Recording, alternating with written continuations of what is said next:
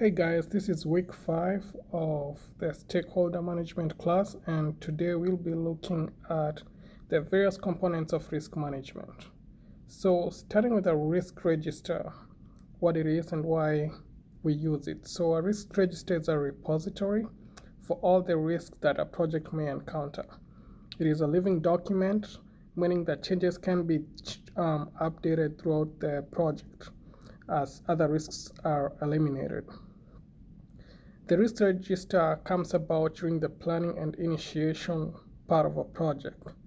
And this is because when we do a risk register, we actually save a lot of time since we identify the risks towards the project and we actually come up with mitigation strategies and responses for these risks as well. And one really disturbing metric is that 43% of organizations still rely on the experience of senior managers to identify risks, while if they actually came up with a risk register, this would actually save them a lot of time. So as we are talking about the risk register, we actually have to actually do project control. So looking at project control, we see that project control refers to the process of managing the risks by actually implementing response plans. So once risks are identified, and this could actually be done through the SWOT analysis, checklist analysis, assumptions analysis, or actually diagramming techniques as well, according to the PMBOK, we may actually avoid or mitigate or actually transfer these risks. Now, depending on what the team decides, depending on what the project manager decides, risk response plans can actually be implemented for all the risks that have been identified during the planning and initiation part of the project. So next we'll be looking at creating a risk assessment chart. So why do we actually need to do this? The reason why we need to create a risk assessment chart is because it helps us categorize the risk level in a project and the risk rating itself. So this may be low, it may be medium, or it actually may be high.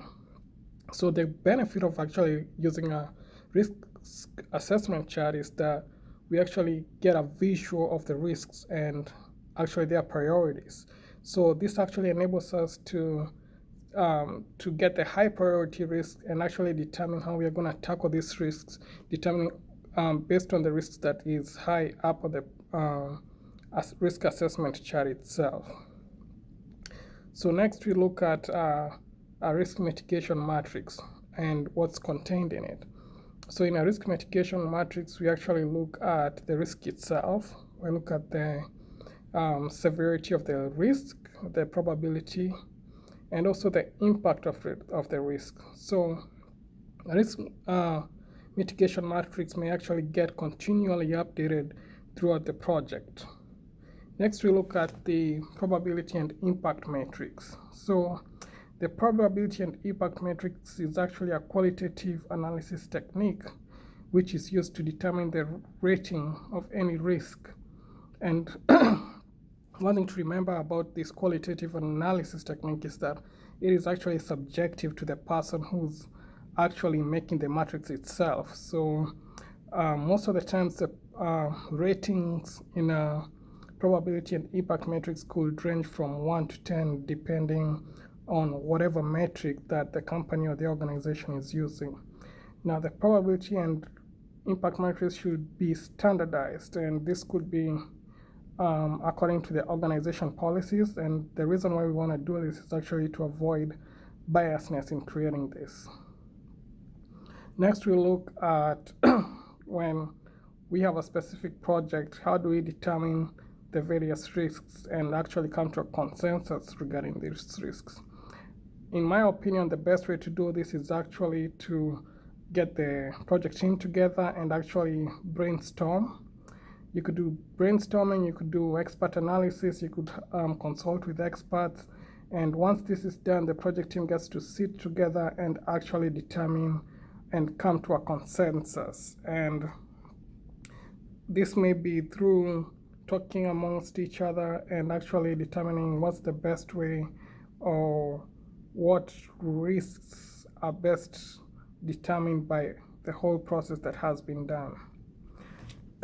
Next, we look at many risks, and this could be in the probability and especially probability and impact, and how they can be subjective. So how do project managers reduce the subjectivity of the probability and impact on a project?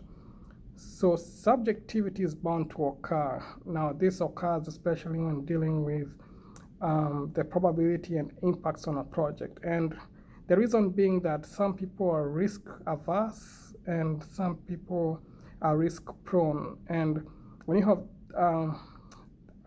that scale, you have that people who don't take risks actually gonna go for a lower value in the risk matrix itself. So one of the ways that a project manager can actually avoid this is by ensuring that there's a standard system that the organization uses. And another thing that he may do this is actually ensuring that there are open conversations, and that during this open conversation, the project manager should actually root out any biasness that he sees or comes up during the project team meetings. And this can actually go very well in avoiding subjectivity in the probability and impact. That's all for me for week 5. I look forward to seeing you all next week. Thank you.